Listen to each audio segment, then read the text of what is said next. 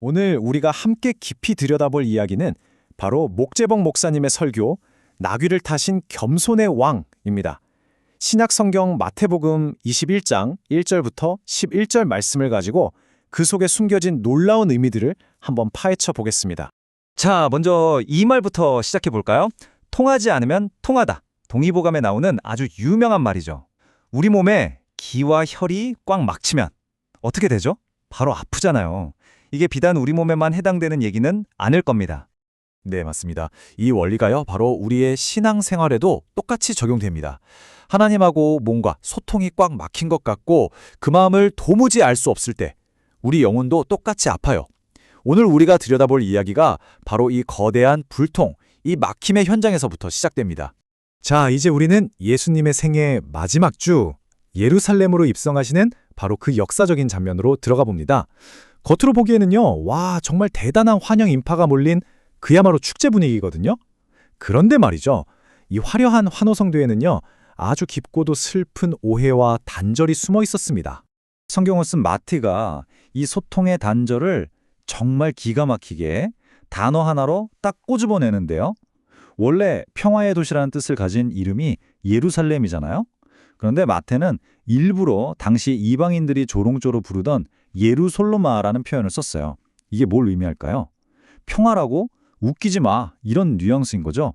그러니까 그 도시가 누리던 평화는 하나님이 주시는 진정 평화가 아니라 그냥 껍데기뿐인 가짜 평화였다는 걸 암시하는 겁니다. 사람들의 행동 하나하나를 뜯어보면요, 이게 그냥 와 환영합니다 이런 수준이 아니었어요. 자, 보세요. 종려나무 가지를 흔들죠? 이건 당시 로마에 대한 저항, 민족적 승리의 상징이었어요. 그리고 외치는 소리, 호산나, 이건 그냥 찬양이 아니라 제발 지금 당장 우리를 구원해 주십시오 하는 아주 절박하고도 정치적인 요구였습니다. 심지어 자기 겉옷을 벗어서 길에 까는 건요, 우리의 새로운 왕이시여, 당신을 위해 목숨을 바치겠습니다 하는 충성의 맹세였던 거죠. 그러니까 한마디로 사람들은 지금 로마의 압제에서 자기들을 해방시켜줄 강력한 영웅, 정복자 왕을 기다렸던 거예요. 그런데 예수님의 마음은 전혀 다른 곳에 있었죠. 얼마나 그 마음이 안타까우셨으면 다른 복음서인 누가복음을 보면요, 이 엄청난 환호성 속에서 예수님은 오히려 예루살렘 성을 보시면서 눈물을 흘리셨다고 나와요. 마음이 전혀 통하지 않았던 거죠. 자, 이렇게 정치적인 기대감과 긴장감이 최고조에 달한 바로 그 순간에 예수님은 왜 위풍당당한 백마가 아니라 아주 작고 어쩌면 초라해 보이기까지 하는 나귀를 선택하셨을까요? 여기에는요, 정말 중요하고도 명확한 메시지가 숨어 있었습니다. 바로 오래전부터 내려온 예언의 메시지였죠. 네, 바로 이 구절입니다. 구약성경 스가랴 9장 9절의 예언이죠. 예수님의 이 행동은요, 다른 누구의 말이 아닌 바로 이 하나님의 말씀을 온몸으로 성취하고 계셨던 거예요. 그러니까 세상의 시끄러운 요구가 아니라 하나님의 말씀을 아는 사람만이 하고 깨달을 수 있는 그런 기쁜 메시지를 던지고 계셨던 겁니다. 그렇다면 왜 하필 나귀였을까요? 여기에는 예수님이 어떤 분이신지, 그리고 그분의 사명이 무엇인지를 보여주는 아주 중요한 세 가지 이유가 담겨 있습니다. 지금부터 하나씩 차근차근 살펴보겠습니다. 첫 번째 이유는요, 나는 너희가 생각하는 그런 세상의 왕이 아니다라는 걸 보여주기 위해서였습니다.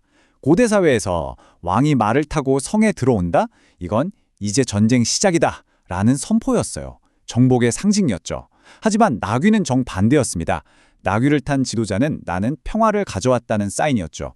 실제로 고대에는요, 평화 조약을 맺을 때 그 증표로 나귀를 사용하기도 했을 정도니까요. 그리고 두 번째, 나귀는 어떤 동물이죠? 맞아요. 짐을 나르는 동물이잖아요. 세상의 왕들은 백성들 어깨에 무거운 짐을 올려놓지만 이 왕은 정반대였어요. 짐을 싣는 나귀를 타심으로써 바로 우리 인생의 가장 무거운 짐, 우리의 죄와 슬픔의 짐을 바로 그분이 대신 짊어지러 오셨다는 걸 온몸으로 보여주신 겁니다. 마지막 세 번째는요, 그분은 모두를 위한 왕이라는 점입니다. 한번 상상해 보세요. 위협적인 군마를 탄 왕 앞에 누가 감히 다가갈 수 있겠어요? 하지만 작고 온순한 나귀를 타신 왕 앞에는요, 가난한 사람, 아픈 사람, 심지어 어린아이들까지 누구든지 두려움 없이 다가갈 수 있었죠. 모든 권력의 벽을 스스로 허무시고 가장 낮은 사람들의 눈높이로 오신 겁니다.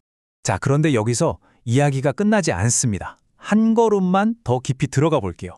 아까 봤던 그 스가랴 예언의 원래 언어, 히브리어 단어들을 뜯어보면요. 정말 놀라운 비밀이 숨겨져 있습니다. 먼저 겸손하다라고 번역된 단어 바로 아닙니다. 이게 그냥 저는 겸손해요 하는 태도 문제가 아니에요.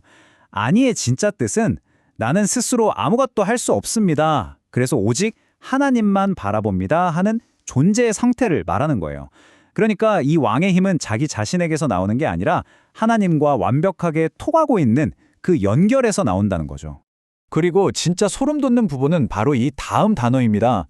구원을 베푼다고 번역된 노샤라는 단어인데요. 문법적으로 이게 놀랍게도 수동태, 그러니까 당하는 형태의 동사예요. 이게 무슨 말일까요?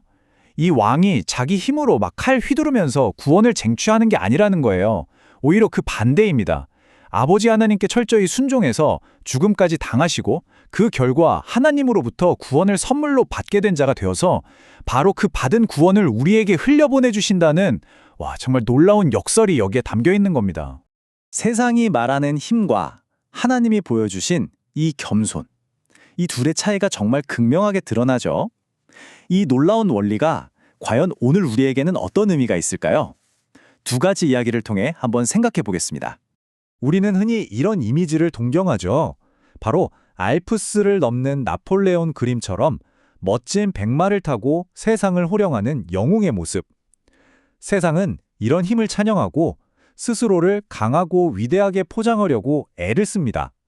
하지만 여러분, 역사적 진실은 어땠을까요? 사실 나폴레옹은 그 험준한 알프스를 넘을 때 그림처럼 멋진 백마가 아니라 작고 보잘것없지만 튼튼한 노새를 텄다고 합니다. 결국 그 위대한 여정을 가능하게 한 건 겉으로 보이는 백마의 화려함이 아니라 묵묵히 자기 일을 해내는 노새의 겸손함이었던 거죠. 진실은 나귀에 더 가까웠던 겁니다. 현대 선교의 아버지라고 불리는 윌리엄 캐리의 이야기는 우리에게 더 큰 감동을 줍니다. 한 번은 어떤 귀족이 그의 천한 출신을 비꼬려고 사람들 앞에서 이렇게 말했어요. 어이, 저 사람 원래 구두 만드는 기술자 아니었나? 그러자 캐리가 어떻게 반응했을까요? 화를 내거나 변명하는 대신 오히려 자기를 더 낮춰서 이렇게 대답했습니다. 바로 이겁니다. 이게 바로 아니와 노샤의 원리가 삶으로 나타난 모습이에요.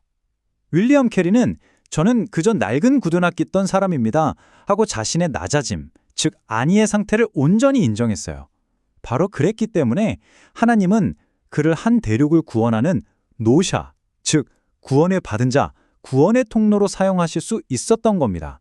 그래서 오늘 이 이야기는 마지막으로 우리 각자에게 이렇게 묻고 있습니다.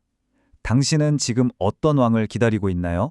당신의 삶에서 진짜 따르고자 하는 리더는 어떤 모습입니까? 세상을 압도하는 화려한 백마의 환상을 좇고 있나요? 아니면 묵묵히 우리의 짐을 대신 지는 나귀 타신 왕의 진실을 따를 준비가 되셨습니까?